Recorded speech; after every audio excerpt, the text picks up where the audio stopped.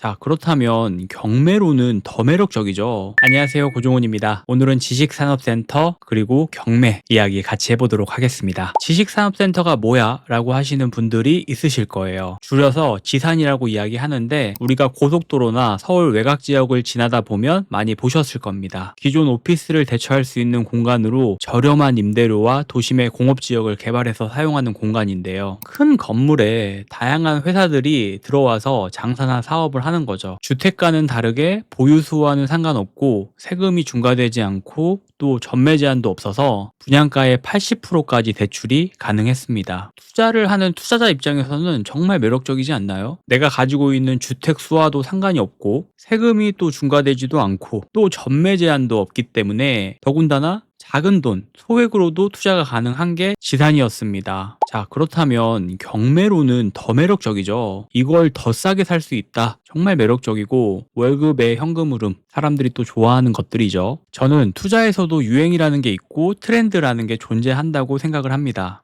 한때 지식산업센터가 엄청나게 유행일 때가 있었어요. 아까 이야기했던 지산의 매력 플러스 여기에 경매까지 더해진다면 더한 매력이 생기는 거기 때문에 경매 수업 관련해서도 교육도 정말 많았었고 SNS나 유튜브 보면 돈도 많이 벌었다고 이야기하는 사람들이 정말 많았습니다. 지금은 어떤가요? 찾아보기 힘들 정도로 그런 정보가 부족하죠. 이유는 뭘까요? 지금 현 상황이 그때 상황과 다르고 어렵기 때문에 말이 안 나오는 겁니다. 자, 그러면 그때와 다르게 좀 어려워진 이유에 대해서 한번 살펴보도록 하겠습니다. 가장 큰 이유는 너무나 많은 공급입니다. 지난해 10월 말 전국 기준 20년에 비해 32.2%나 증가했고 수도권 물량이 76.9%로 집중되어 있습니다. 물건은 많아졌고 수도권에 이 많은 물건이 집중되어져 있는 거죠. 그럼 공급이 많아지면 당연히 이걸 선택할 수 있는 수요들도